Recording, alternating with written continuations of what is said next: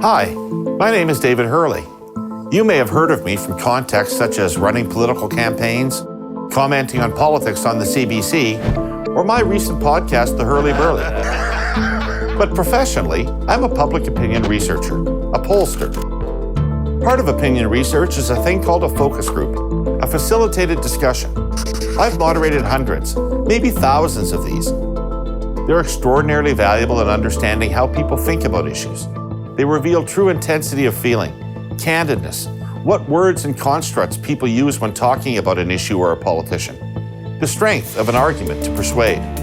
Marketers and political parties have used focus groups for years to shape their strategies and communications. Now Air Quotes Media is bringing them to you.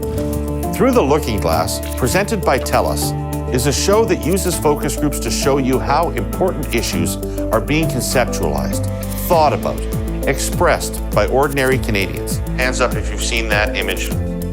I don't think it's all hockey and Tim Hortons. We're going through genocide and we're still paying taxes. Many of us now live in silos of our own creation, silos that prevent us from hearing and understanding where people are coming from. You'll see exactly where they're coming from on Through the Looking Glass. No filters, just real talk. I would like to just start off by, it's the beginning of September. Summer's ending, and at least where I live, it sure feels fallish now. And there's a lot going on. And I'm wondering, leaving the campaign and the election aside, what's on your mind right now? What are you interested in, concerned about, worried about, thinking about? Tara, go ahead. I'm back to school. Almost. Yeah. So for me, it's all back to school, and my students are all 10 and 11. So I do have a worry for them as we begin. And I was really hopeful last year that this year may be more normal. But after we went for 2 days training, we're actually have many more stringent, I guess, protocols in place now compared to before. So it was a little bit disappointing, I guess. Because there are not more stringent because it's not better? No, yes. I mean, they are stringent because I understand why and the need to protect them. I was just last year was just so hopeful with people being vaccinated, and hopefully the numbers would be such that the kids would have a better start to the year. Right. Yeah. What are you thinking about, Art? I'm a scout leader, and the same thing. We begin the new year. We're trying to organize programs for the youth and all that. It's you don't know what you can do, what you can't do, whether you're going to be getting together for camps or everything has to be virtual still, and you're worried about if the restrictions come back. So, yeah, I can understand what Tara's going through with the kids and all that. I think, when I was a scout, Art, I think I would have gotten more badges if I hadn't had to produce my work in person. Yeah. Well, I think our youth is more interested in just having fun than earning badges. Anybody else? What's on your mind right now? Well, Right. David, I'm just concerned about the raising numbers again here in Ontario, throughout Canada, for that matter, of COVID cases raising again with the cold weather approaching. And I'm also worrying again about the lockdown here in Ontario in the future, because the numbers are rising throughout Canada. That's my main worry for now, besides politics, election. Right. Thanks. Jane, how about you? What are you thinking about? What are you worried about? Yeah, same thing. The Delta wave, the fourth wave. And like Tara was saying with the school system, everywhere else that's gone back to school, they've seen an increase in numbers and an increase with the Delta of pediatric hospitalizations. So that's a huge concern. Right. Right. Anybody got anything different than that that's on their mind right now? Antonio? Yeah, go ahead. Antonio, go ahead. No, just I guess similar to back to school. But like for me, it's that I'm a soccer coach, so it's just getting ramped back up to that. That's my focus. The just shifting gears from the summer to the fall programs, getting my child back into all his activities after a summer break, and just just I guess looking forward to just family time this fall, whatever, right? Just spending some time with family, kind of everything's speeding up, I guess, back up again after a little bit of slowdown with summer. I try not to worry myself, focus too much on things I can't control. So, all these things that are going externally, I just take care of my focus on the family. So, okay. Daryl, did you have something you wanted to say? Oh, a little bit. I'm a little bit different. I'm not thinking of the COVID stuff because I work in a small office, so I don't have to deal with lots of people, which is good for me. But I'm already thinking ahead to Christmas and navigating my extra large family and how we all have to figure out how to get together at some point, because we can't ever get it to work. Everybody's got something going on, right? So it's always fun to go through that whole maze. Okay, so let's talk about the election. 3 weeks have gone by. We first met 3 weeks ago today. And what's catching your eye? What are you noticing? What thoughts do you have about it, Antonio? There's a couple of things I noticed this past week was that one was that some of the protesters were found to be some conservative, from one of the parties, or like one of the offices, where election, like their offices, and they kind of followed around, right, Trudeau. So that's, the stuff like that is just never. It doesn't matter what party it is. It's not good behavior, right? It's not, it's kind of, and especially with, it's not really the election, so whatever, but like just so that some of the protests being done and ridiculous things, right? But the other stuff was actually that O'Toole was actually gained points on, like Conservatives actually gained points out of the last day, that they've actually swapped places where the Conservatives are, that's polling, right? But, polling does have a place, right? Obviously, it's usually somewhat accurate, that he's actually pulled ahead of Trudeau. What's interesting about that to you, Antonio? Because he was relative unknown to a lot of people. And so I thought, and I think Trudeau's handlers and the party all thought that, calling an election right now was probably in his benefit. And he seems to be, even with him trying to be the party for almost everybody. He's stealing a little bit of a conservative platform piece of, it takes part of their, this piece, and he takes a little piece from the NDP's plan, and he's promising the world. Yes, it's fully costed. They're saying it's fully costed their stuff, but it just seems for him trying to be something for everybody. He's still losing ground to the Conservatives. So that's what I find interesting, right? Okay. Somebody else, tell me what's interesting about this election campaign so far. Yes, David, I was surprised by the Erin O'Toole creeping up behind Justin Trudeau. And I thought it was going to be an easy victory for Justin Trudeau, but that's not the case any longer for me. And NDP, it's also gaining, but especially Erin O'Toole's. And I heard on the radio at 6:40 a.m. Global here in Toronto that a lot of younger generation are they're not going to vote for Justin Trudeau, so he may lose quite a few points with the younger generation. And so I'm surprised, actually. How do you feel about that, Dragon? Well, he was never my choice of candidates. Even 4 years ago when I voted for NDP. So he's not my favorite candidate. I have nothing against Justin Trudeau. But I hope either Erin O'Toole or Jagmeet Singh, one of those guys, wins. But I'm very surprised that Erin O'Toole sits creeping up behind Justin, gaining so much ground in the last 2 weeks. Interesting. All right. Who else? Sardul. Actually, in our neighborhood, I live in Mississauga, things are quiet. I've been talking to my couple neighbors both sides of the house. One lady even don't know it's election going on. So that surprised me. She's a very active lady, and she says so quiet. I think it's voting going to be very less turnout due to COVID, and this is going to be very bad for Trudeau. This is what I'm thinking. But on the other hand, is that debate happened on last Thursday. Jagmeet make a very good point for the affordable housing and all that stuff. So that's where Jagmeet gaining ground and O'Toole gaining ground and Trudeau falling behind. And this housing thing is, he knows the price is going sky high, not in big cities, everywhere.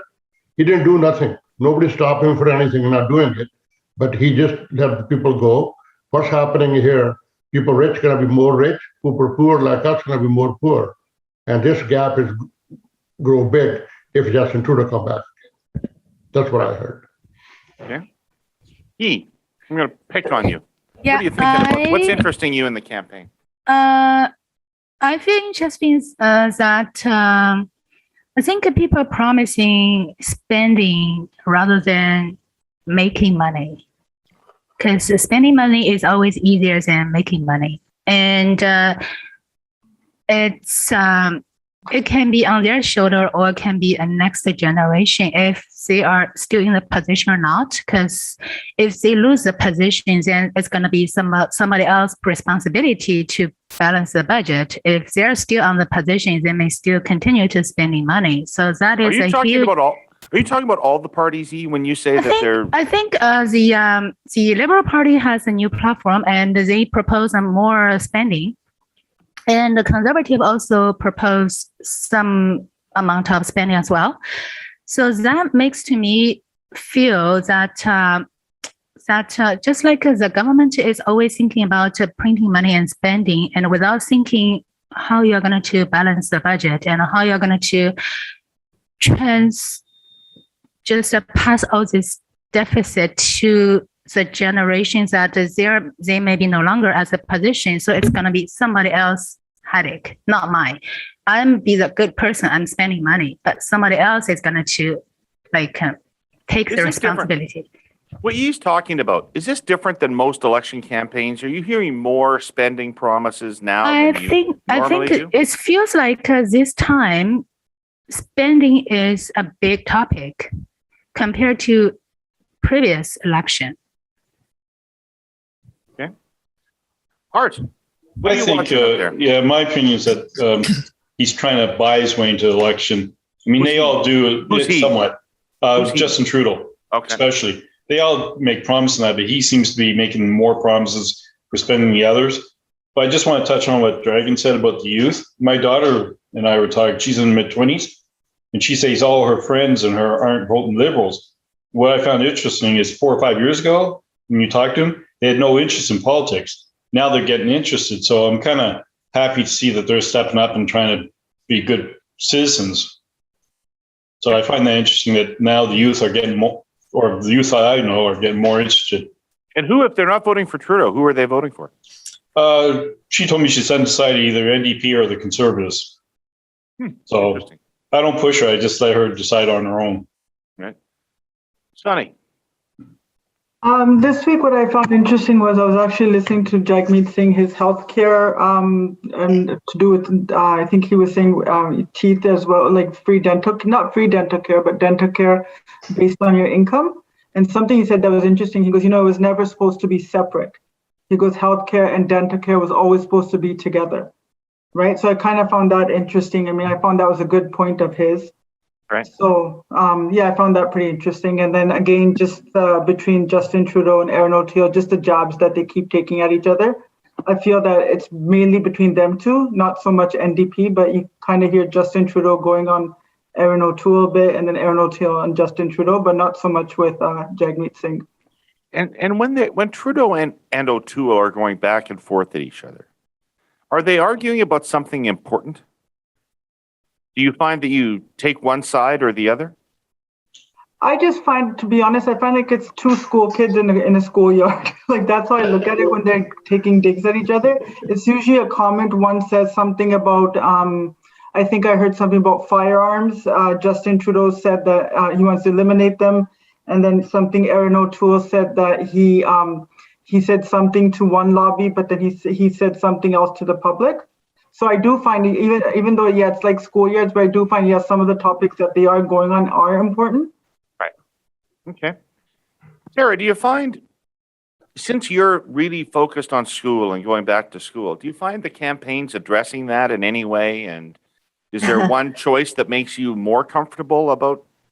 So I haven't seen anything federally about the school. The thing that I found interesting was last year provincially, we had announcement after announcement, and there were jokes made about there's going to be an announcement is coming to announce something. And we haven't heard from them at all. So I almost feel like they've been hushed to say, you haven't done well last year, so don't say anything this year as we begin. Is it your opinion that the approach the country takes to the pandemic and our ability to get through the pandemic is unrelated to who we elect to the federal government? Or Sorry, does can it you make say that again? Is Canada's approach to the pandemic going to change if the government changes? Or is it going to be the same no matter who the government is? No, I think it's totally going to change. And how would it change? Well, I this past week, I think I became more frightened even than before about Aaron O'Toole and some of the things that he's saying. And it takes a lot of, for me, like I understand that spending isn't a great thing, but I also know people are very important. And if there isn't spending to help the people out, I'm not sure what's going to happen to Canada. We already see huge divides happening between people that we didn't have quite as much as before. So, I worry that whoever's in charge, when those things happen and money isn't available to people, what happens? All right. Jane, what's catching your eye in the campaign? Yeah, I'm going to add to what Tara was just saying, because I also look at the history of the parties, and the Liberal parties, in my mind, have always been more about social programs and helping people, and the Conservatives, in my mind, are about helping business. So I see that as a divide, and I think in this time with the pandemic, we do need to look after our citizens. We all pay taxes, and that's where I want my tax money to go. Okay. Who else, either if you've spoken or if you haven't spoken, is seeing something interesting in the campaign? Cece. Not necessarily the campaign, but I just heard on the radio earlier today that there was a recent survey that was saying like 80% of the respondents are worried about where they're going to put the money to pay for their rent for the next month. That's very concerning in my perspective, because that may be, obviously like the economy is really bad enough currently. And the other thing is I found that it's really interesting is one side is the governments are going to continue extending the assistance program, right, for people until I believe March next year. It just seems like it's being extended a couple of times. But on the flip side is the business are having a hard time hiring people.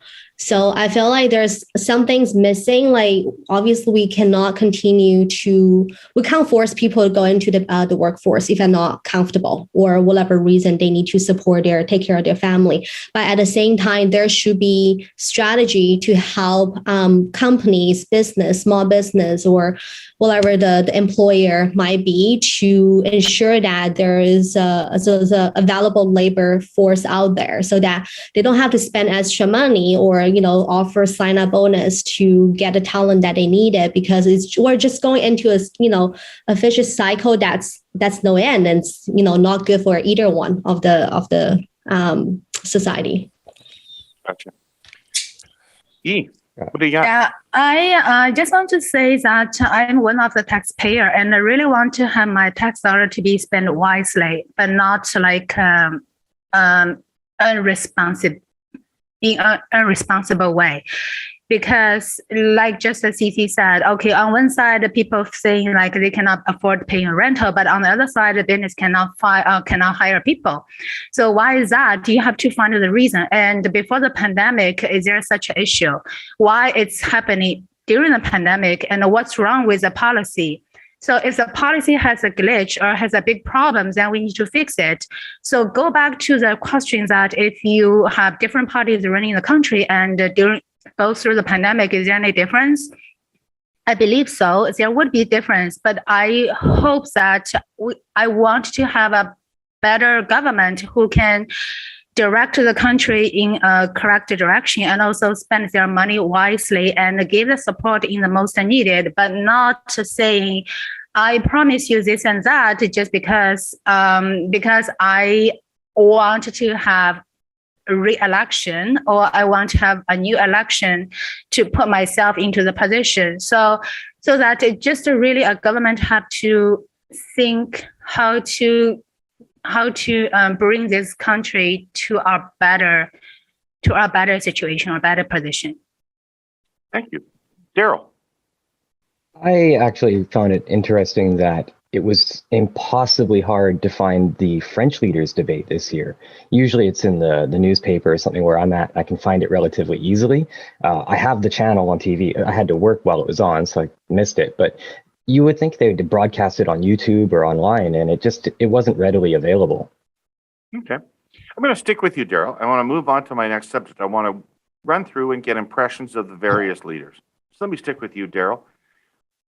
What are you thinking about Trudeau as you watch this campaign?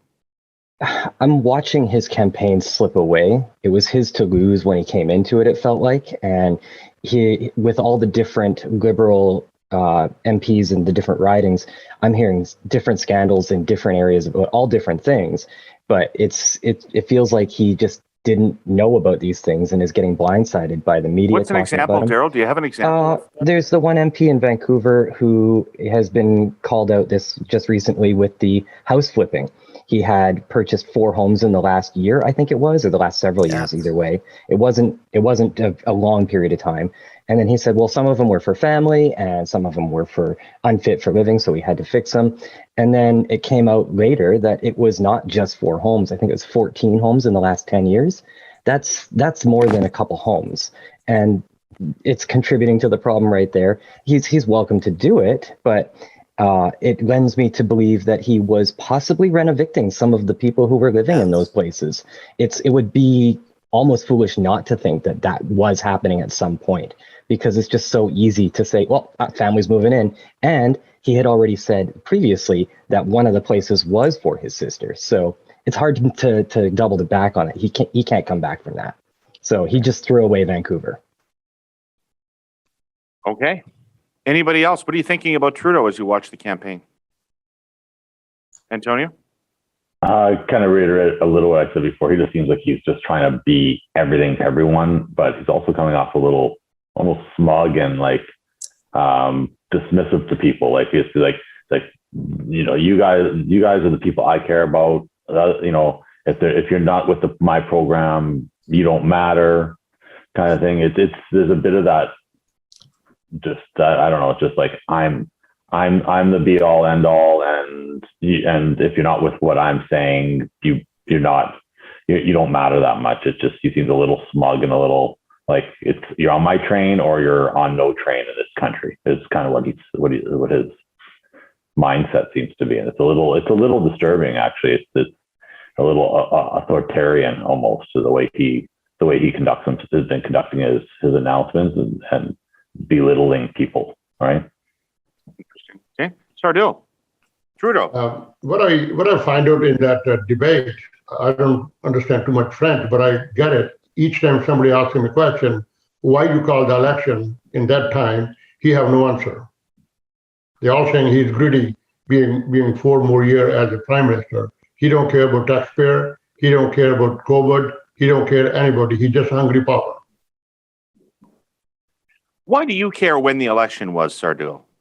Could have been this year, could have been next year. Why do you care? Well, I care. I'm a taxpayer. He's costing us $600 just for the election. We don't need election. Nobody's stopping him doing anything. Jagmeet is always helping him to put taxpayer money up front. They let him spend it. I don't know why he called the election. Don't need election. He's doing what he want to do it, and nobody's stopping him. And he's costing us $600 million. And he don't care about money. It's not his money. It's our money. Okay. And Jane. hold on, then 1 second. Yep. Jagmeet brings a very good point. House price is going up. What he did? Nothing. People flipping house left and right. And he didn't do nothing. He closed his eyes and he just won his power. Okay. Gotcha. Jane, you've pretty clearly over the course of these discussions wanted Trudeau to win this election. How are you feeling about his campaign? Yeah, it feels a little weak at the moment. I watched the news every day this week, and I didn't see a lot in the news from him.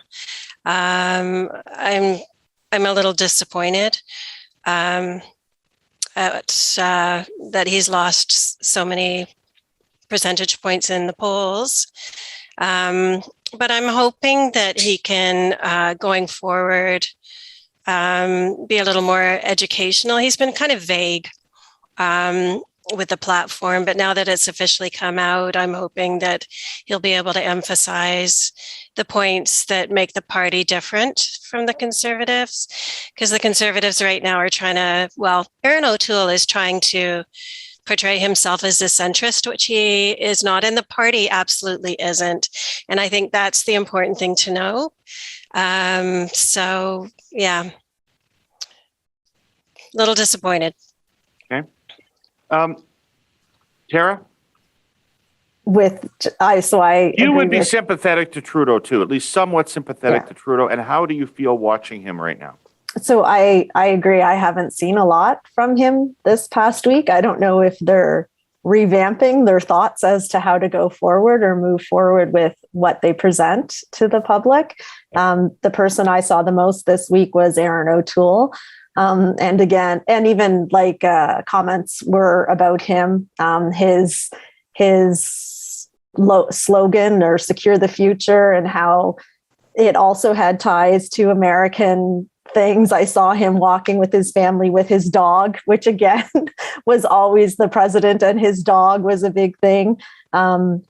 So I saw a lot from him, which scared me as well, because even I think the environment was the other big one, where he's outwardly saying he wants to reduce our goal. And that kind of scared me too, knowing that probably it'll be even worse than that. The concept of perception versus reality has always fascinated me. Take Billy Joel, for example. While not a badass rock and roller, the perception is he's a moderate-ass rock and roller. The reality is Billy Joel is a Broadway show tuner, no rock and roll. Now, I'm going to guess most of you think our presenting sponsor Telus as a telecom company, a network carrier. The reality is they're a technology company. Check that. A global technology leader, one with a social purpose. Here's what I mean. More than a dozen years ago, Telus began investing and innovating in digital technology to revolutionize the healthcare industry. Since then, Telus Health has become Canada's biggest and frankly most important IT healthcare provider. So, 13 years in the making, and never more crucial than during the pandemic. Virtual healthcare became so important for Canadians wanting to stay safe, doctors trying to care for their patients, and for the hospitals and care centers managing through an unprecedented health crisis.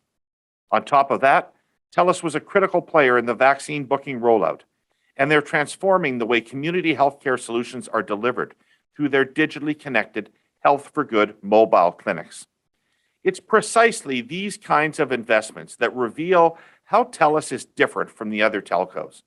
They haven't spent their money buying sports teams or doubling down on media properties.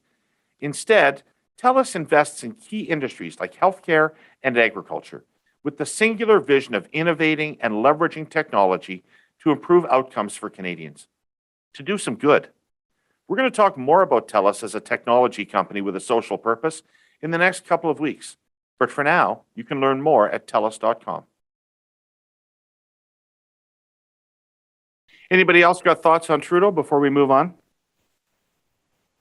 Okay, let's talk about Erin O'Toole. What did you see of him and what do you think of him? I remind everybody that nobody knew who he was 3 weeks ago. Yeah.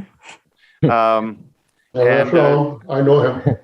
You were, you know what? Okay, Sardule, you weren't on the original call, so I'll give you a break there. But I think it's fair to say he wasn't very well known 3 weeks ago. Yeah, that's true. And Daryl, what do you think as you watch Aaron O'Toole campaign? I'm seeing less bad news coming from his campaign versus what I'm seeing from the Liberal Party. It's gaffe after gaffe with the Liberals, and we're not hearing the bad things that have happened from Conservative members nearly as much, if at all. I haven't heard it pop up in the news on the sites that I visit. It's not prominent like the Liberals are, and it feels like the Conservative campaign is more focused on driving attention away from them and onto the bad of the other parties, which is panning in their favor. They're currently leading the polls. But what impression is O'Toole making on you? What's your take on him? I'm impressed that he's able to run his campaign so under the radar, right? It's clever is what I'm seeing. And it follows what I've mentioned in the past is he seems to be strategically, intelligently placing his pawns around his chessboard to make sure that he is prominent, but not in the limelight. Interesting. Okay, who else? What do you think about Aaron O'Toole?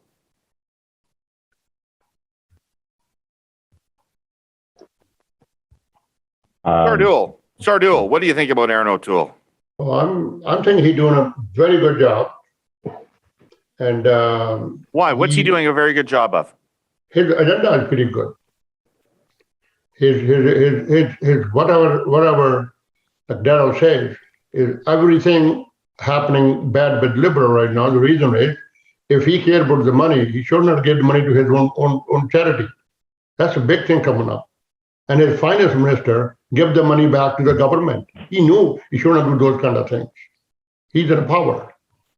So this is what happening to our money what we paying every month or every 2 months or every year we pay it. So somebody had to take care of the money. Okay. I was thinking Herle Burly will be the good guy to take care of our money. Interesting. Cece, Aaron O'Toole making a big impression on you? No, not really. And then just making a general comment about all the main parties leader. I know this is going to be like the shortest elections ever, right? Like we're already the 4th of September and then the elections on the 20th of September.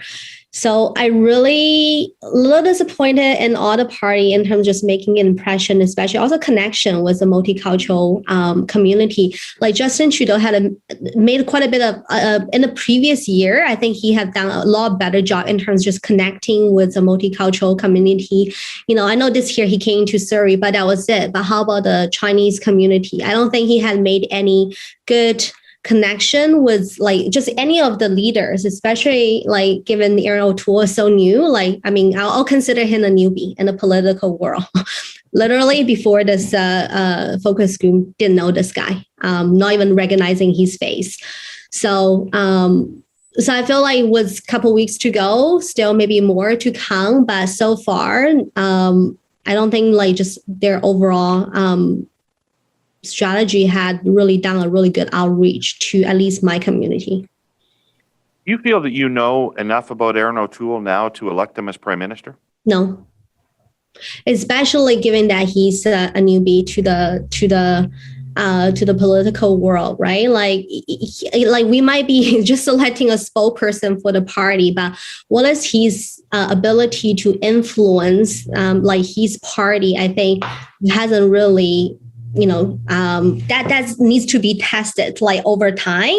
And he's so new. I have little or no confidence in supporting that. Okay, Antonio.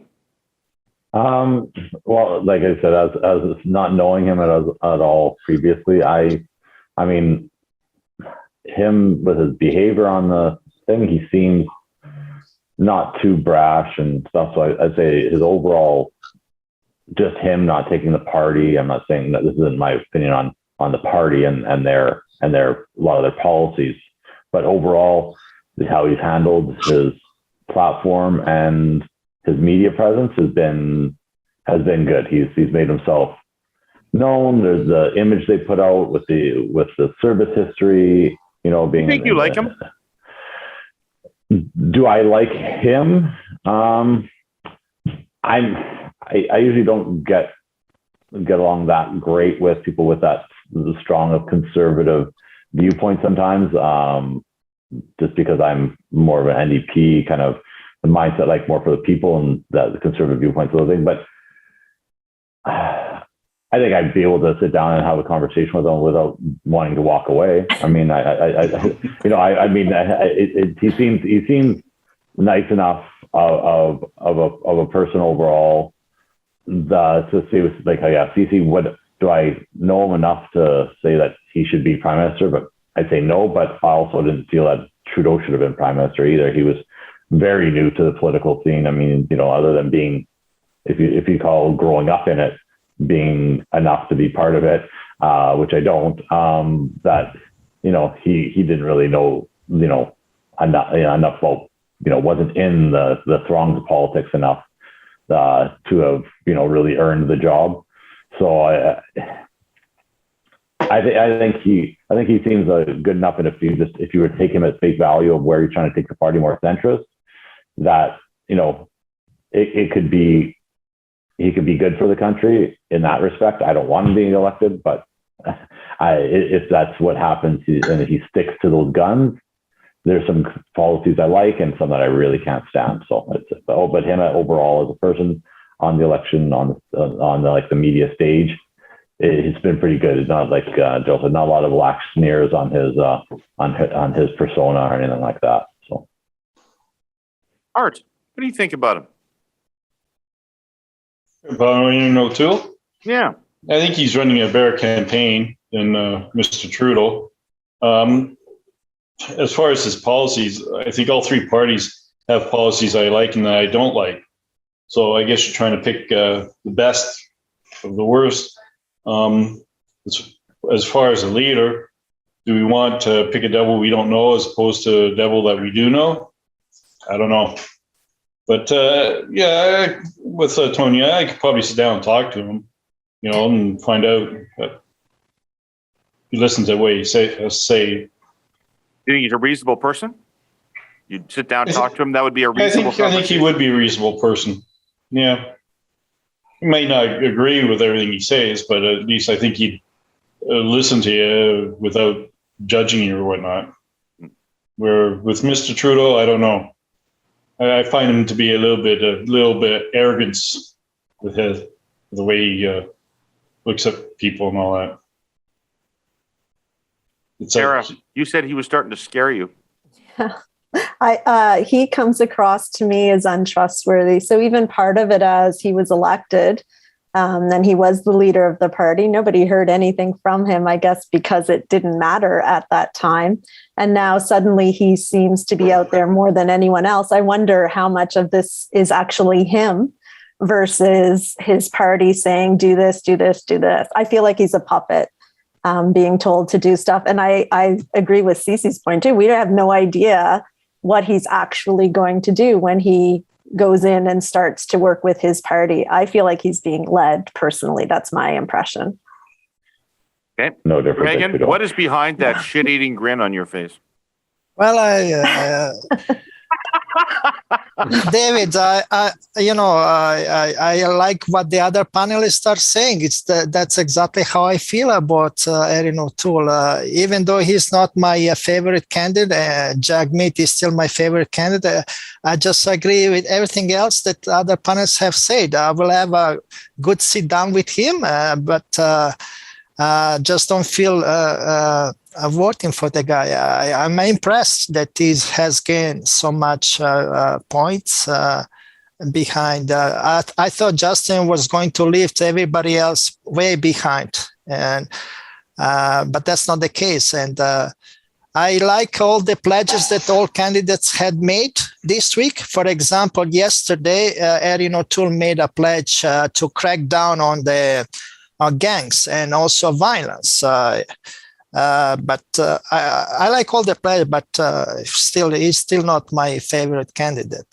So I don't feel, as of today, I still don't feel, even though he had made a big turnaround, I still don't feel it voting for him as of today. Okay. Just a hands up exercise. How many people on this call would describe themselves as scared at the prospect of Aaron O'Toole and the Conservatives forming the government? How many people would say that that prospect scares them somewhat? Sorry, can you say that again? I was going to add, just wanted people to raise their hand if they would describe themselves as scared at the prospect of Aaron O'Toole and the Conservatives forming the government. Can I quantify whether you're asking as a minority or majority government? Doesn't matter. Prime Minister, Aaron O'Toole, Prime Minister. So, Sony, why? You put your hand up. Why are you scared of an O'Toole government? Kind of, I agree with some of the stuff CC and Tara were saying. I find him untrustworthy. Like, I kind of feels like he's saying one thing, his party's saying another thing, and then he kind of gets caught between what his opinion is and what his party's opinion is. And I don't think I would trust those characteristics for our prime minister. Carol? I am worried because he's become known as somebody who disrupts the debates and the conversations during sessions. If that's the kind of person he is, just to get his way in a conversation during Parliament, what's to say he's not just going to continue to railroad through people and get his way regardless? Okay. All right. So let's move on to Mr. Singh, Jagmeet Singh, NDP leader. You seeing anything from him? Noticing him in the campaign? Is he less profile than the other leaders? As same profile as the other leaders? And what kind of impression is he making on you? I missed the poutine. What happened with poutine? He had a food truck that he was serving his own recipe of poutine from. And it broke down, right? Yeah. Oh, no. Lost the wheel. Yeah. Out of his control, comical as it is. He's doing well, in my opinion. He's doing well. Tell me why. Yeah. He seems, like I said before, he's kind of keeping the line. He's staying not under the radar, not over the radar. He's not playing too hard on any particular side. He's trying to play the center, which is what we feel the NDP kind of is in general. At least that's how I feel about them. And he hasn't had any major problems with his campaign. I haven't heard anybody say, oh, the NDP party did this or the NDP did that. They're just cruising. They're doing nice. They're not gaining anywhere, but they haven't really tanked much other than Quebec, but Quebec's a different story. Okay, somebody else. Tell me about Jagmeet Singh. Antonio. I find his overall exposure is maybe a little less than the media. He doesn't quite get the media attention the other two, just because, in Canada we seem to be going on this, little cycle every time. It's elect the Liberals, get mad at them, elect Conservatives, get mad at them, and no one thinks to ever break the cycle and go, hey, we have a third party, and put stuff. So the media kind of feeds that same attention level to that. Overall, I mean, he seems very personable in the on the TV and stuff like that. When he's announcing, he seems very genuine. So, my opinion is that I feel like he's very genuine, very, very personable. So those are my kind of things that you have seen him out there. It just doesn't seem like the NDP platform gets much attention from the mainstream media. So, right. Jane. Yes. You described yourself to us at the beginning as a person who votes NDP provincially and probably would vote NDP federally, except you vote strategically for the Liberal Party. It seems to me that Jagmeet Singh's message every day is aimed at you. Every day is aimed at you, and he's telling you, you can't trust Trudeau. He doesn't do what he says. He doesn't believe what he says. And if you want those things to happen, you have to vote for me. Is that message working on you at all? It's not. In my riding, Harjit Sajjan is our MP. He's a Liberal MP. And I voted for him in the last federal election. And he's obviously running again. And so he will have my vote. I know he'll I'm quite sure he'll win this riding again. So on one hand, I do sometimes, I consider the federal candidate, but I also look at who's in my riding, and that sways my choice as well. So in this election with Harjit Sajjan, he's got my vote. If you were less sure of who the winning non-conservative was, how would you vote? That's tricky to say because I do take so many things into consideration. I was actually surprised because I did the CBC. The CBC has an online Compass. Yeah, vote compass. So it was really interesting because you can go in there and answer a bunch of questions, and it actually tells you where you sit on the political spectrum compared to the other parties, including the People's Party of Canada and the Greens and the Bloc. And I was actually surprised. I was very centrist. I wasn't as according to that one anyway. I wasn't quite as, I was leaning more left, definitely. Centrist for the CBC. Yeah. Yeah. So that was kind of interesting. It made me think a bit, but the reason that I vote provincially NDP is because they are the party that's looking after people, and that's my big concern is that people are looked after, and then and federally it's this mixed bag of who's the leader, what does the party stand for, who's in your riding, what's the best for your riding. It's kind of I take all those things into consideration. I mean, if we had a strong NDP candidate in my riding, then I would definitely be considering voting for them.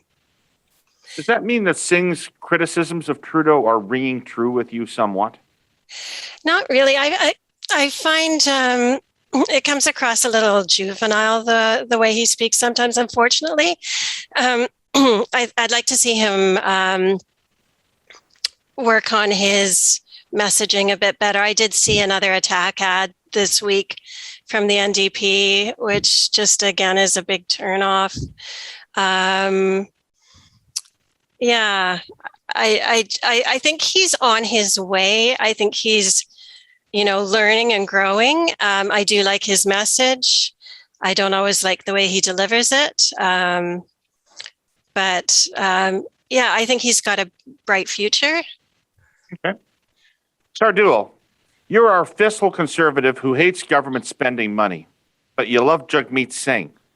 What have you been seeing from him in this campaign that you like? He's the one bringing Trudeau down. That's what I see it.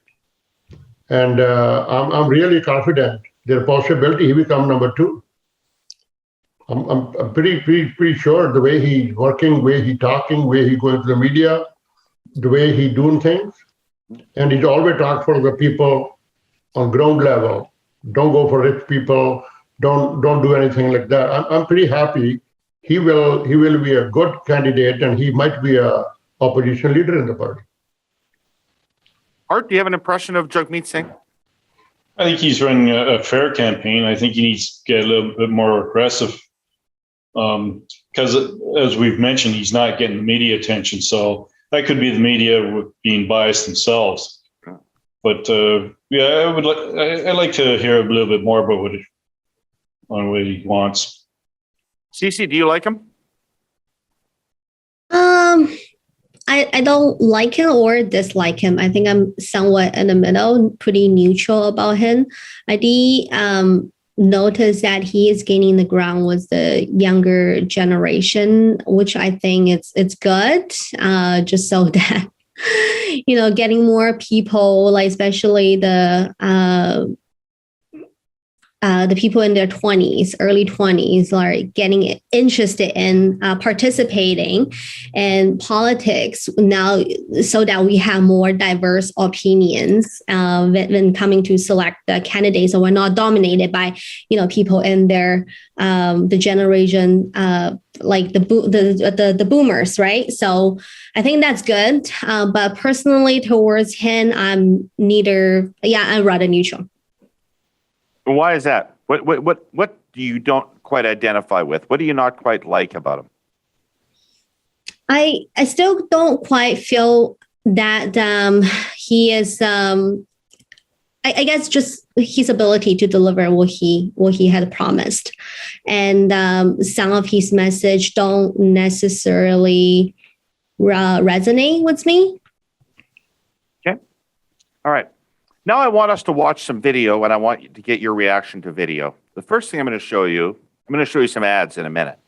The first thing I'm going to show you is a clip of Justin Trudeau speaking at an event in Sudbury, Ontario. And that means we're going to work with provinces and territories who want to move forward on vaccination certifications, on vaccination passports, so that everyone can be safe. And what's more, the federal government has announced we're going to pay for the development of those privileges that you get once you get vaccinated, because everyone needs to get vaccinated, and those people are putting us all at risk. And Aaron O'Toole is siding with them instead of with Canadians who did their part and stepped up. He's talking about personal choice. What about my choice to keep my kids safe?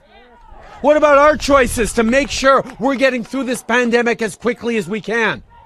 That's the choice we've all made. Canadians have shown it in being there for each other. And I am not going to back down, no matter how many of them show up to try and shout us down from what I know to be true, what science tells us, what Canadians have told me, which is people are willing to do their part to get through this pandemic, and that's what we will do together. So shame on you, Aaron O'Toole. You need to condemn those people. You need to correct them. Just a show of hands, how many people saw a part of that clip at any point this week? Okay. All right. Dragon, tell me what you thought about that. Well, it's once again trying to portray he wants people to vote for him, that he's the candidate, the best candidate. He's speaking against Erin O'Toole. He doesn't want people to vote for Erin O'Toole. He wants to be people to vote for him. That's my impression of watching this clip. Okay, somebody else. What'd you take from the clip? Me. I don't like the way he delivered his message. And basically what I'm thinking is, if you force or it's a mandatory have everybody to take the vaccine, actually you are on your way take away people's liberty or freedom. So this is a country of freedom. So people make their own choice based on their own judgment, so that even though there's during the pandemic, then you do not shaken your foundation of the country. And on the other side, the other party encourage people to get vaccinated, but not mandatory, so that is more close to people can make their own choices.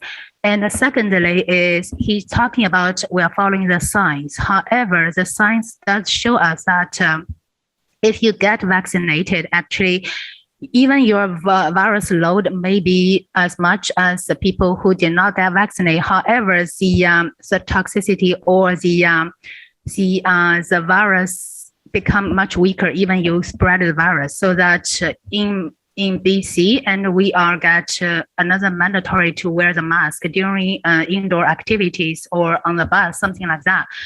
But still, the science tells us that even if I get vaccinated, then even I have virus load, then the virus becomes so much weaker to spread to others and cause disease. So that people are talking, they follow science, but do they really follow science? So that is my second impression. So that I think he is on his way to take away people's liberty. That's my impression. Thank you. Somebody else, what'd you think of Justin Trudeau in that clip that we watched? Antonio? That clip is actually was part of what formed my opinion of how his behavior this week was. It's just so like brash, like putting us against them. Like the words he used is just them, us, and like just he's creating division within the country where he's saying, that he cares about all the people, but he obviously doesn't care about all the people. He cares about the people that does what he says he wants them to do. And that's, to these points, it's very authoritarian. It's very, it's like, I understand that. I understand thing, but like, it's like, $1 billion for now, like another huge $1 billion creates these, vaccine passport systems. Okay. So is this around forever then? Like the vaccine passport? Because if the government's spending billions of dollars, like $1 billion per province, they're saying that it's or whatever, there's all this money for them to create for something that's supposed to be more of a temporary measure. So what is it? Like, it's a little confusing. Like, we're going to get through it, but we need to spend $1 billion. Like, it just, he's throwing money out there and he's dividing the country. And I understand he's upset. You don't agree with his position? You don't agree with his position? Those protesters should leave the protest, go away, and get vaccinated. That's what he's saying. Well, I don't believe that the protesters should have been some of the way they were to him. I don't think that's right to do to any leader. I don't think that's proper behavior for people. If you're going to protest, there's proper ways to protest peacefully and not hurling insults or following someone around the country. I think that's wrong. I think he took it really personally, and now it's like the way he's lashing out. It's like a kid who got scorned, and he's like, now he's lashing out at everybody because the way his vocals are and what he's lashing out at. You guys, people, because he specifically said people who are yelling and they're not going to make me back down, and it's like, okay, I understand, but you can't take it out on everybody, and yeah, no, I mean, I don't think protesters should be doing that. No, so I don't. But I think that they should just go home and get vaccinated? No, I don't think so either, because it's our right to protest peacefully, assemble, protest. And he wants to remove that basically by his words. He's like, get away, don't protest me, and stuff. And that's wrong too, right? It's just very authoritarian tone overall from him. And I really, really turned me off. Like, I didn't mind Trudeau, as a leader, a bit of a whatever, rich kid thing, whatever, all this stuff. But his behavior this last little bit, the way he's going with this, that everyone has to follow in line, that we don't get free thought anymore, is just, it's not, to me, is not a democratic way for any country to go. Okay. Art, you were nodding a bit. Yeah. At times when Antonio was talking. Yeah, I agree with Antonio. It seemed like he was dividing it. If you agree with him, you're Canadian, but if you don't agree with him, you're not Canadian. I think everybody should be vaccinated. I think that's a responsible thing to do. To force people to do it, I'm up in the air about the mandatory vaccines and all that, because we are in a global war against this virus. And sometimes when you're in a war, your personal liberties and privileges have to be suspended for the good of the collective, right? As far as the protesters go, the way they protest is totally unacceptable. To make threats and curse at people. Sorry about the phone screen. And people who brought their kids to the protest when it got that aggressive, they should have removed them. I mean, you're endangering your child. You shouldn't be putting young children, and especially getting together with the virus and all that. Mr. Trudeau, I think, has started to feel the pressure of losing, and he's getting more aggressive and coming out strong, trying to come out stronger as a stronger leader. But I still think I agree with Tony. It just seemed like he was making divisions with people. Who liked what they saw of Trudeau in that clip? Liked what they saw. A little, yeah. Okay, let's go, Tara. So I kind of understand how he feels. He's frustrated. I And when I say like the vaccine, I fully agree. Everyone has your choice in what you do. I do not think we should hold people down and vaccinate them at all. Although I think maybe this would be done faster if we did. But I do believe people have that choice. But we all have driver's license. You have a card to get into Costco. You have a health card to be able to access health services. I don't see how this vaccine passport is any different. And I do appreciate that the federal government sees that as this is a Canadian thing and a worldwide thing that we need to work together to accomplish our goal of eradicating this virus. I do know the science behind all of it. I have researched that intensively. And there are certain things that we can do that would make this go faster than what it currently is. So I do like his message. I do think it's Canadian to go and get vaccinated. Okay. Jane, you got anything to add to that? Yeah, I think he spoke very strongly, but I think he speaks for I know he speaks for the majority of Canadians. Something like 80% of Canadians are in favor of vaccinations, and the majority is in favor of the vaccine passports. It's just a way to keep everybody safe. Nobody's rights have been taken away. These are discretionary things, to go to a gym or to go to a restaurant. Nobody has a human right to go to a restaurant or a gym or to get on a plane. So nobody's rights are at risk here. Nobody's freedom of speech has been stopped. We had a rally here in Vancouver a couple of days ago, which was ridiculous. It was right outside a hospital. But, those people were speaking freely. The police did not stop it. They did not come in and shut anything down. So everybody's still got their rights to speech. They've got their free right to think how they want to think. I think he just came across, his message was to be strong, and it's representing what the majority of Canadians believe. Cece, what did you think about that? I think he is trying to. I think he's kind of annoyed by the protesters, and he's trying very desperately, number one, to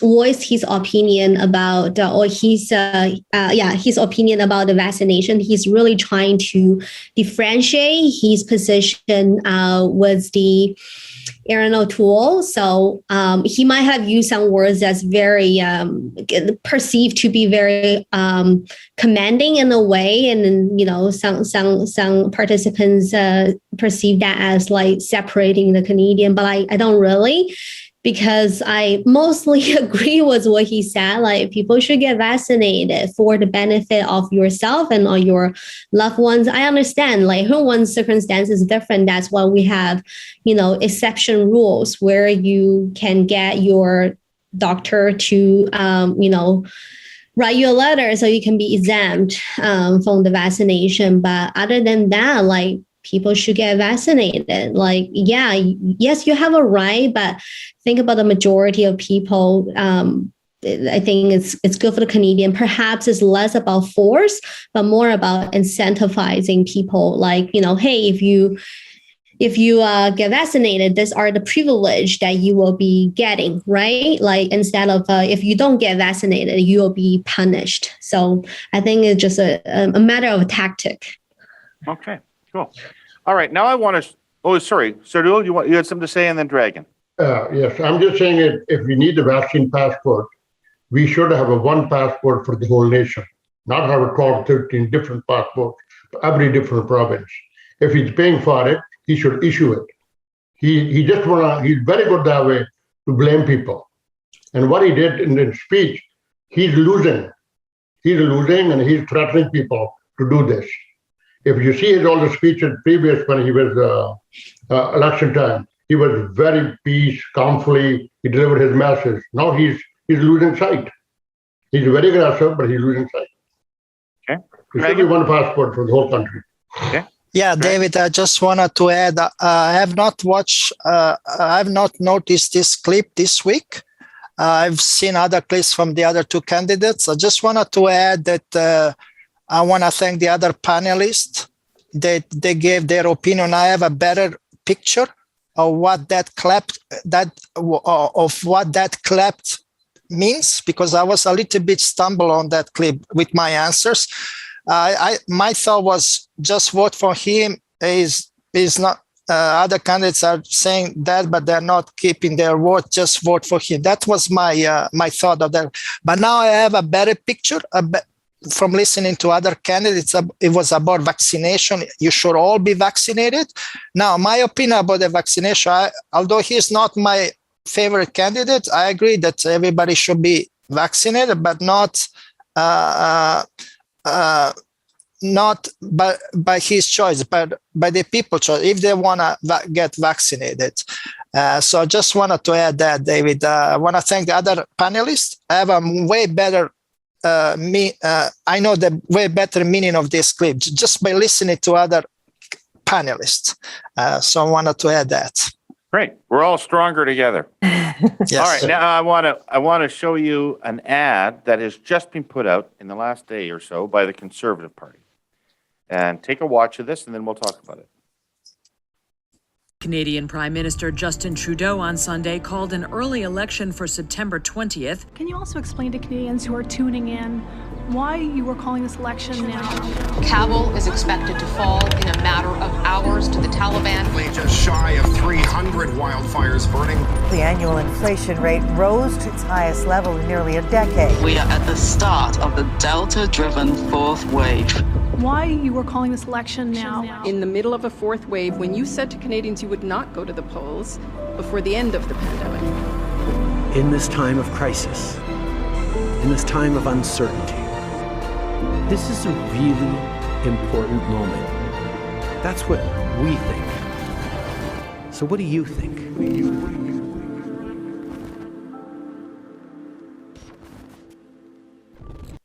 Art. I didn't like it at all. I didn't like it all. I mean, it's not Mr. Trudeau's fault for that global warming's happening. It's not his fault that the Afghanistan collapse and all that. I felt like they were trying to put the blame on him, which is unfair. I do agree that you shouldn't have called the election now. With everything going on, we could have waited, and it is a waste of money. But that particular ad, didn't like it all. What does it make you think about?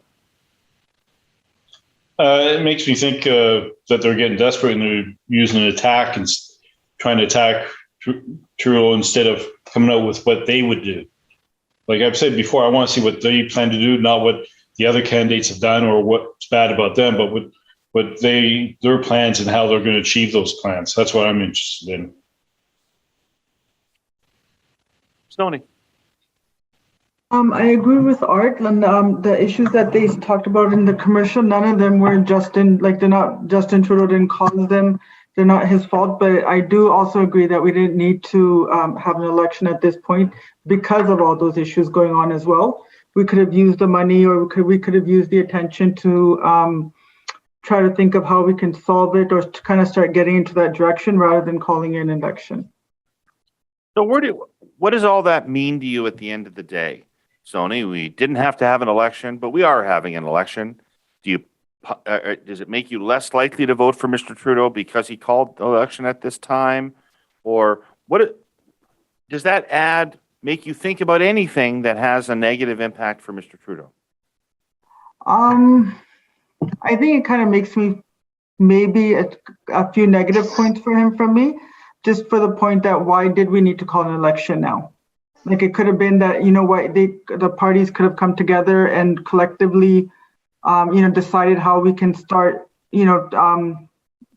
start giving attention to those matters rather than calling an election. So it took a little bit of points away from me. Okay. Daryl. I thought the ad was impactful, at least. The end line, where they're talking about why did you call the election? It was all they needed to put in. That could have been a 10-second ad. The rest of it, I'm thinking, well, you didn't talk about what we did about the forest fires or what happened with the Taliban. It didn't matter to the ad at all. They could have completely eliminated that and still had the exact same impact. And I did find that it was powerful. It was a good ad if that was their goal, was to make what was not powerful like about it? What was powerful, Daryl? They used Trudeau's exact words against him, that he would not call an election during a pandemic, and then he did just that. And it's been over the news many times. It's well known. So that's all the ad had to say. And who cares? Who cares when he called the election? Why do you care? It's a combination of things. Like there was with going to be COVID. one sometime in the next 2 years. Why does it matter when? Well, if I think it through my own logic, the reason that he calls the election now is he was being told at the time, hey, we're leading, let's go, this is a good time. Plus, it's a way to re-up on that 4 years, right? So you're going to get that extra 2 years if we win. Then we don't call an election because we're majority. David? Yeah. That ad there makes me want to vote for the NDP because I didn't like what the Conservatives said, and I don't like that Trudeau called the election. So it actually almost pushed me towards the NDP. Interesting. Antonio starts out close to there. How did you feel about the ad?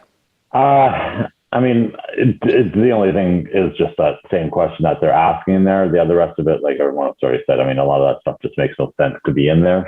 But I mean, it's just calling the election and stuff like that. And to your question that you've asked 3 times, I think already, David, and I know it's a little duplicitous because I was against the NDP calling an election here with 6 election dates. As much as I'm happy that they won, I was against them calling the election. I was vocal with that with my fellow NDP supporters and my union and people who are in support of NDP. But 6 election dates around for a reason. And it wasn't sometime in the next 2 years, David, because you're a little disingenuous with that question. It was a fixed election date. That was set for almost 5 years in federal election. We're 2 years in. There were almost 3 years from actual election date. So almost 3 years. So that it's not sometime. It's other than because they're minority and someone doing a vote of confidence thing. That's the only way, right? And the NDP has shown overall that they've supported, they haven't been willing to strike down much of the legislation that the Liberals have wanted to get passed. So where people say, well, the Liberals haven't been able to do what they want to do because they're in the minority, that's quite not true, because the Liberals have gotten most of what they want. They've had to concede points to the NDP, and things to get things passed, which is, I think, is the healthier way that our government runs, because whenever there's a majority, there's more people unhappy in this country, I find, with what gets passed. There's a smaller percentage that are happier because their party is in power, so they get everything they want without any opposition. Minority governments have to work in a coalition, which I think our country should, do election reform, whole other story, to proportional representation, and we would have a much more harmonious type of election process and governance. Okay. Cece, did this ad make you less likely to vote for the Liberals? Not necessarily, because if I were to I'm trying to find the right word.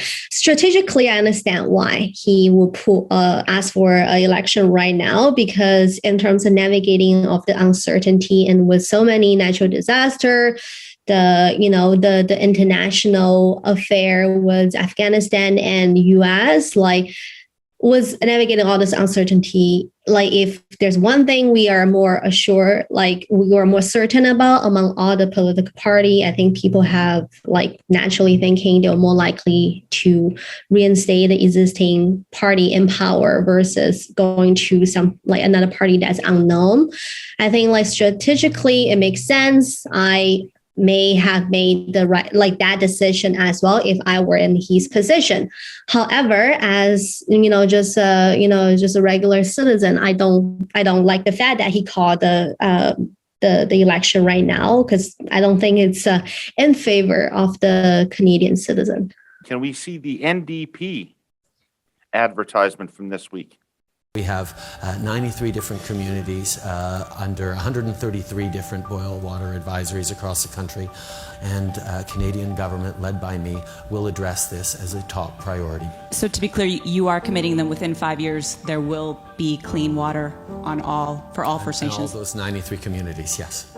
Can No pressure, no pressure. If you. I just want to say I never had clean drinking water in my house. Oh my goodness. Entire life. Wow. I'm sorry, man. That's why we're fighting, man. We're fighting for you, eh? Sorry, man.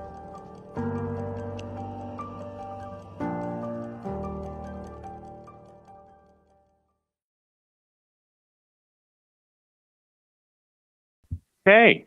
Tara, what do you think? I think that was a well chosen point to bring up on behalf of the NDP. I think it shows the promises that Trudeau has made and not kept. And that is one that deals with our people, or the people of Canada that have been persecuted for a long time here. And, looking strategically, that's a great point to bring up and remind people of. Okay. And does it make you less likely to vote Liberal, more likely to vote NDP? Is it something that is an important point? I would say yes, it's an important point. I just have such a strategic thought in voting is really, unfortunately, the way I wish it was like Antonio said, we could all sort of see the cycle does not work anymore. So let's cut through the middle. But I'm not sure. Maybe this is the time. I don't know. I think I'll have to wait until closer. Okay. Stoney, what is it? What did you learn from that commercial? The commercial that had an impact on me, kind of learned that, Justin Trudeau has said things, he hasn't fulfilled his promises. And that Jagmeet Singh is, I don't know, kind of trying to say that he'll be the party to take care of the issues or take care of what's important to Canadians. Right. And do you believe him that Trudeau has let down his promise to First Nations people? Yes. Yeah, I think because if we're 5 years ago, if he's saying that he's going to get clean water, 6 years now later that people are still waiting for clean water, that's a clear indication that what was promised and what was 6 years later, it's still not happening. Right. So how much more are people going to keep following Trudeau or, trusting his word? Okay, Dragon, then Jane. Dragon? Yes, David, compared to the previous Justin clip, this is way much understandable, clear to me what's the commercial it's all about. So what's this commercial it's all about, that Justin has not kept his promise to have the clean water in all 93 communities across Canada. And so people, especially Indigenous, Native Indians, are still drinking dirty water. They don't even have it for baths, taking a bath. And so Jagmeet was very surprised to hear from this one lady that they still do not have the water after 6 years. And so I think if he gets elected, he's going to do something about this issue, to have the clean water in all those communities, clean water finally. And very understandable, David, this ad. This commercial to me. So hopefully Native Indians and all those 93 communities will finally have the clean water after. So I will rewatch this commercial over and over again. I will never get tired compared to the previous Conservative ad. I will never watch it again. It was a turn off. The previous Conservative ad, I will never, but this commercial, I will rewatch, never get tired. Okay. Jane, you had something to say about this commercial? Yeah, it was very strong on that one point, and it does show that he wasn't able to deliver fully on that promise. I do want to say, though, that I did read that some of those communities, like not all 93, are still without clean drinking water. I believe the figure that I read was about 36 of them now have clean drinking water. So it was a little bit dishonest, and it misleads people to think that all 93 still don't have clean drinking water. So there actually has been some delivery, but yeah, he did not fully deliver on that promise, which is disappointing. But it also reminds me that the previous administration, the Conservatives, all those years, also they didn't do anything about that because that was something that Trudeau inherited.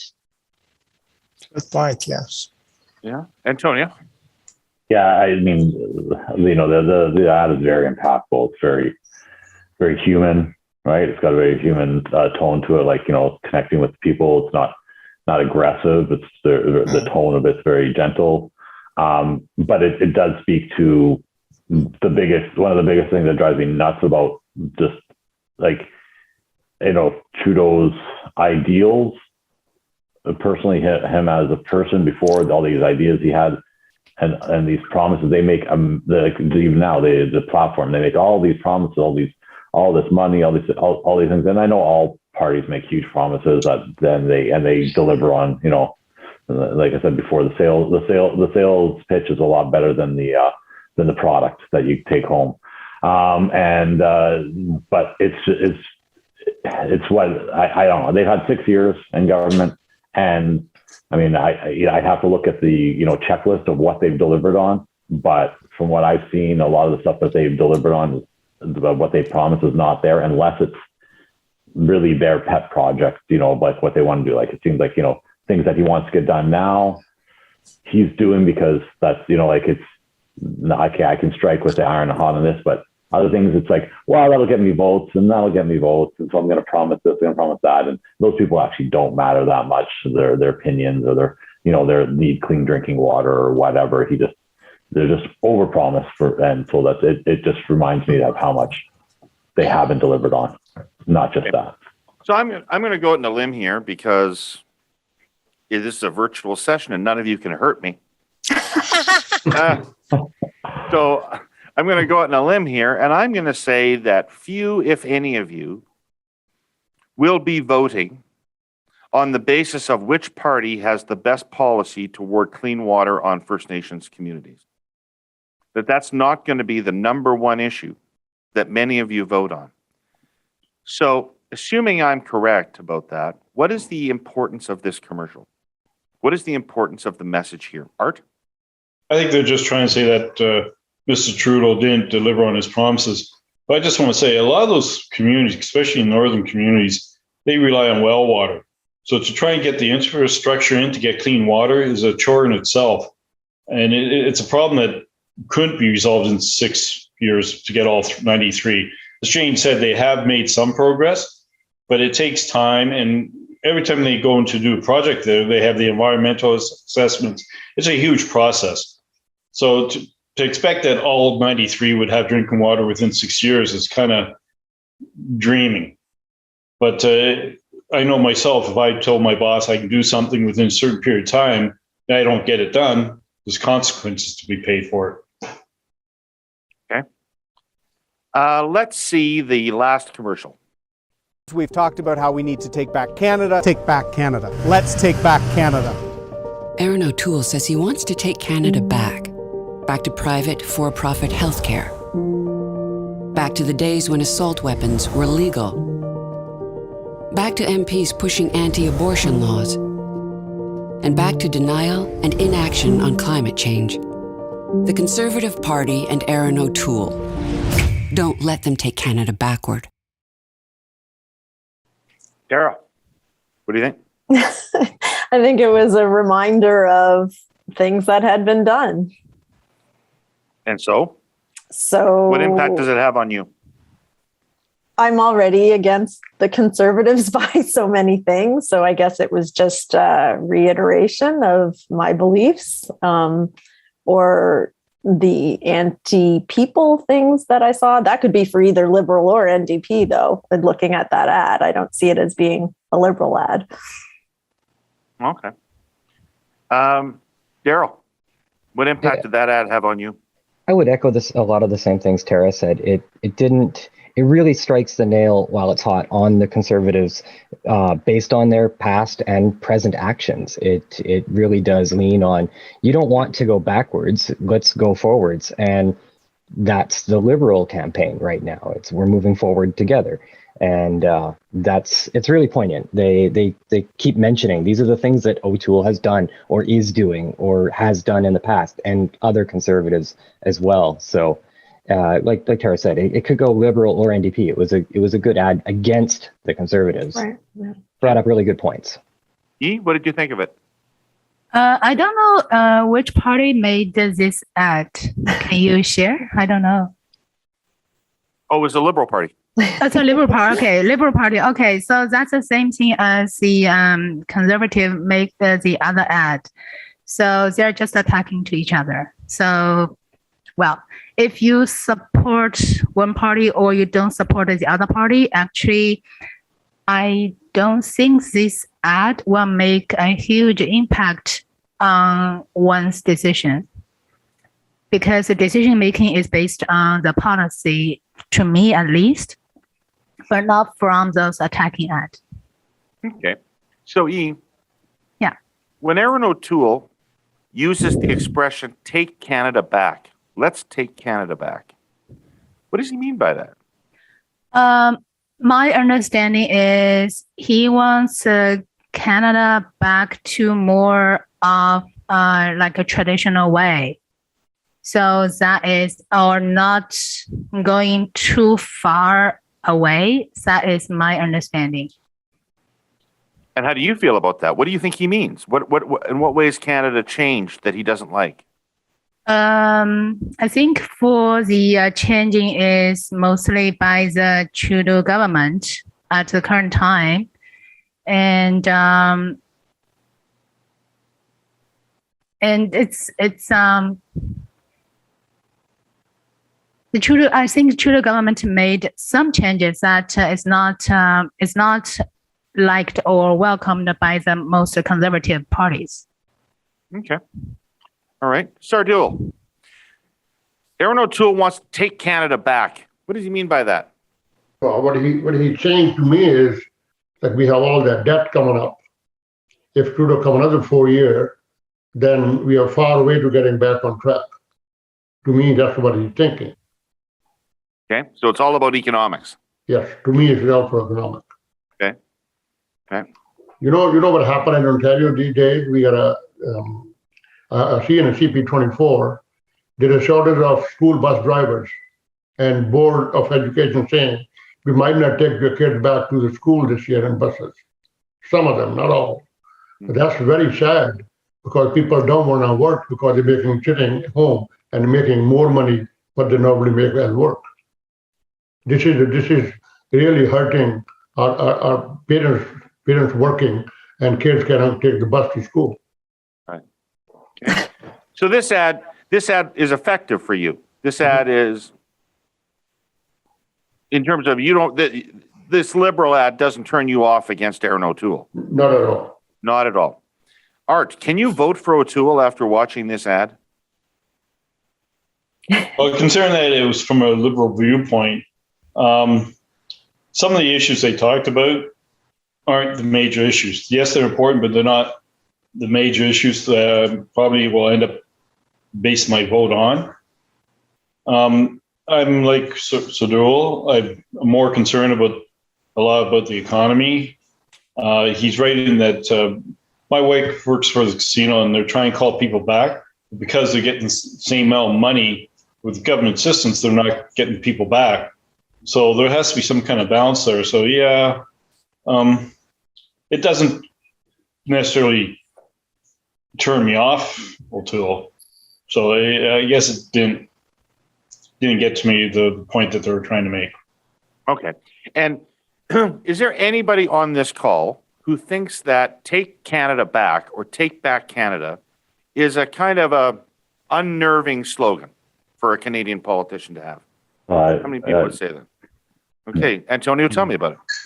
I just, it really turned me off, actually, that term. It's just, it feels very just the Americana style thing, right? Like, it's very echoes of the Trump campaign in the States, right? And stuff like that. And that the conservative, movement down there. It's just take it back. It's like, I take what back? Like, I don't understand what you're taking back. Like, it's, what are you trying to, it's, you know, I don't know. It's just, to me, it's a really bad slogan, like that, you know, let's take Canada back. And then, you know, the whole ad itself, the comments in the ad, it's, I mean, yeah, it brings up a lot of ghosts of the past, for sure, of the Conservative Party, of the reasons why, you know, I can't stand them. Now, you know, on the other side, there's, you know, things that are in there that I don't like, that what the Liberals, you know, are doing billions of dollars on these gun programs that I think are a little bit of wasteful and unnecessary, you know, and disingenuous. I mean, I know people, I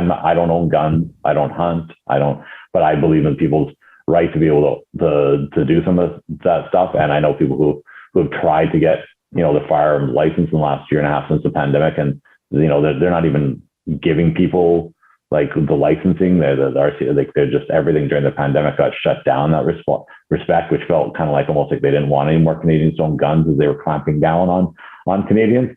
And a lot of those weapons, because I know people who do hunt and do own weapons, and they've educated me on them, they are not, the look of that gun, just because it has a certain style, is not the magazine characteristics, all this stuff is not actually assault weapons. Like, they're not assault weapons like an AK-40, you know, like, they're not these huge high magazine, high thing. And so some of that stuff just irritates me, that we're spending a lot of money for, in my opinion, nothing, because criminals get guns other ways. It's interesting to me that this commercial took you down a road of talking about gun policy. Yeah. Is that the most important idea in there? Is that the thing that jumped out at you? I don't think it's the most important, but I think it's just like, it was one of the things that left on me, that's just, I like to sometimes, things that I find untruthful are things that you know, that, because I look at who's making the ad almost more than who's being attacked by the ad. Like that slogan I didn't like, but then seeing some of the stuff that they said, and that when it's, you know, not truthful. And like I said, I was, you know, a lot of the ghosts of past Conservative, the women's rights and all these other things, I think, you know, things with, and bringing in, I mean, it was genius bringing in, you know, the previous prime minister there, like, that no one really liked very much, right? So, you know, that stuff was genius. But for me, it just, when things are false, that's where I get more irritated, almost than, okay, yeah, thank you for reminding me of things that were that was real. Appreciate that. But then when you start lying to me, basically, you know, like, that's when I'm like, okay, hey, you know, you should have maybe left that out. And that's why I kind of keyed on things like that, right? Cool. Sony, what did you think of that Liberal ad about the Conservatives? Again, I found it impactful. Kind of started thinking, okay, well, those are all the things that the Conservatives, you know, contradicted themselves on, right? A lot of the things kind of made me think, okay, those are the values that the Conservatives have or stand on, with like the abortion, the gun laws, healthcare. So it kind of reminded me again why I'm not a big fan of the Conservatives. So I guess it made its mark on me. Okay. Interesting. Daryl? It was interesting at the end when they said take Canada backwards, because most of us, I believe, not just Conservatives, Conservatives included in the pile, would say that Canada has been a progressive country, and because of our politics over the years have moved to where we are now today. So saying take Canada backwards, how far backwards are we talking? It sounds like we're going draconian, and abortion laws are now in place, and we're looking like Texas all of a sudden. All right. How many heard about the events in Texas this week? Okay. Does that have anything to do with our election campaign whatsoever? Does it affect your thinking about our election campaign at all? Yeah. All the abortion. Yeah, it does. Because that's the Conservative viewpoint. It's generally a pro-Christian viewpoint. And what's happening in Texas and other parts of the states is the Christians are mandating their religious views on the public. And I do know that the Conservative Party of Canada also leans that way. Their history is to claw back women's rights, immigrant rights. In the last conservative prime minister also trashed a lot of environmental protections. The current Conservative Party, like the Republicans, a lot of them don't believe the pandemic is real. A lot of them don't believe climate change is real. They don't believe in the mandatory vaccines. They believe in conversion therapy, which takes away rights from LGBTQ. So yeah, when I see that ad saying, take it back to that, that's not a Canada that I want. And when you were asking before if anyone was scared of Erin O'Toole and the Conservative Party taking back power, I mean, it's all of those things for me that scares me. But I do see a lot of similarities between our Conservative Party and the Republicans. They're kind of coming from the same viewpoint. Okay. We're going to have to wrap up. I just have a couple of quick questions before we wrap up. And first of all, thank you for your patience and your time. It's so amazing what you're giving me in the terms of these conversations. Very grateful for that.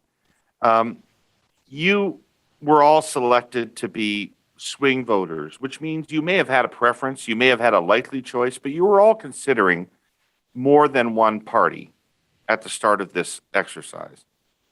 How many of you would say you've come to what you would consider to be a final decision about how you're voting? Put your hand up if you think you've come to a final decision about how you're voting. Just you, Jane? Nobody else? Okay. Really interesting. One last out of context bit, but it's something I should have asked earlier and I just forgot. Has anybody heard anything about a Liberal member of Parliament with some sexual harassment allegations against him? Put up your hand if you heard anything about that at all. Okay, just two people. Art, what'd you hear? I heard that there was allegations of somebody, I think it was in BC, and Mr. Trudeau was being bashed because he wasn't doing anything, bringing any kind of discipline measures against the individual, even though when somebody from another party does it, he's the first to jump up and say, hey, deal with this person. So you consider it a sign of hypocrisy, that issue? Yeah, a little. Little. Yeah. Okay. Well, he may just be trying to keep the focus on the campaign, try and not get sidetracked by another scandal. Right. Cool. All right, everybody. Thank you very, very much. Have a great long weekend. Same to you. Well, that was interesting. I think there was a lot in there for people to learn from about what's going to happen in the last couple of weeks. Firstly, this thing is far from decided. Very few people feel comfortable making a final decision. And in part, that's because very few people feel they know enough about Erin O'Toole yet to be fully comfortable with the decision that they might make one way or another. What they have, though, inculcated is that the dynamics of the election have changed and that O'Toole is now the front runner. And that changes the whole election. This is no longer a referendum on Justin Trudeau. This is now a referendum on Erin O'Toole. He's got 2 weeks to withstand that scrutiny. I think our advertising testing showed us a few things that are interesting. First of all, the importance of not overreaching in a negative ad. So the Conservatives undercut the effectiveness of their ad by including a bunch of things that seemed like allegations against the Liberals, but were things that people were unprepared to accept as allegations against the Liberals. So their ad reinforces the fact that there was an early election, but having listened to this group, I'm more and more convinced that that is not going to be a deciding factor on election day, the date of this election. It's going to be about the content of this election, and people are trying to sort through that. My last takeaway is that the Liberals, if they want to do better among men than they're doing, are going to have to talk about the economy. There's going to have to be some economic component to their message and some reason to believe that they can be trusted with the economy. I think that's a significant roadblock for men. I want to thank all of you for watching. I want to really thank our participants who are coming in every week and giving us really honest, really authentic and real reactions to what's going on. They're fantastic. I want to thank them so much. I want to thank our presenting sponsor, Telus. Without their commitment to public affairs and public debate, this program would not be possible. And on a last note, I want to say that this edition of the Herle Burly Through the Looking Glass is being recorded from the offices of the leading travel agency in Canada, McCord Travel, the home of Scott McCord, the travel agent to everybody who's active in Canadian politics, no matter what party. I'm grateful to Scott for sharing his office with me, and there's a picture right behind one of the many political memorabilia he has. That's Jean Chrétien stepping onto an election plane in, I think, the election of 2000. Anyway, thank you all for watching or listening, whichever you did, and we will be back next week with one last roundup with our focus group before people actually head off to vote. Take care.